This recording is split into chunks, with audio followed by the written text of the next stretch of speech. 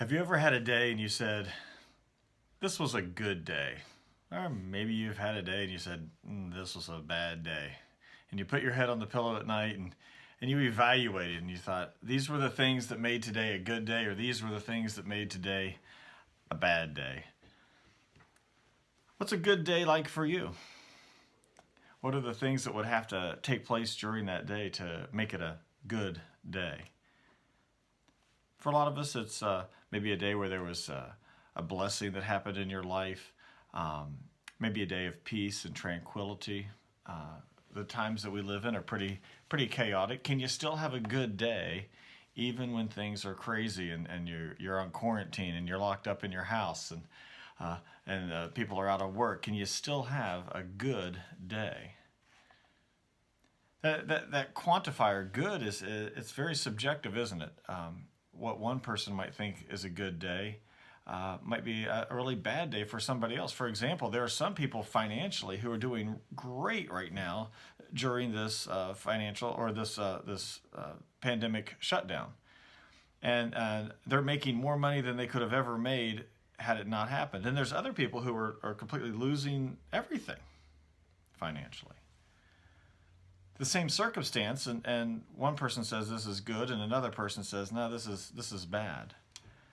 There's this passage in Romans, and I think it's one of those Christian coffee mug kind of passages. It says, we know that all things work together for good to those who love God and those who are called according to his purpose.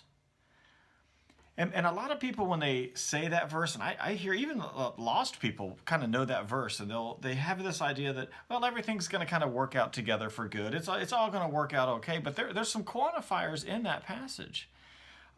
It's not just everything's going to work out good for everybody. Notice it said, we know that everything God works out for good for those who love him, for those who are called according to his purpose. There's some quantifiers around things working out for good, but then the other side of that is, what does good look like? Is good my definition or your definition of good?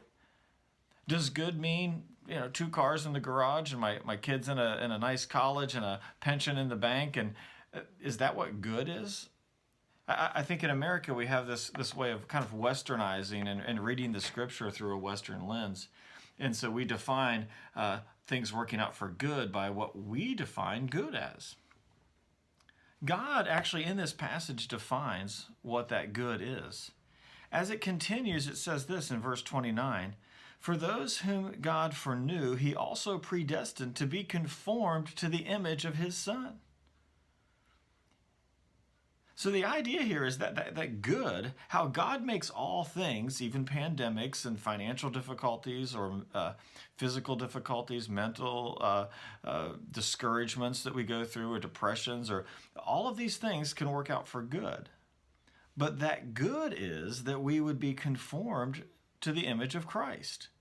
That's the very best thing. If at the end of a day, I put my head on the pillow and I say, I am more like Jesus now than I was when I woke up this morning, then I can say that was a good day, regardless of what the circumstances happened during that day. The circumstances may be good or bad or in between.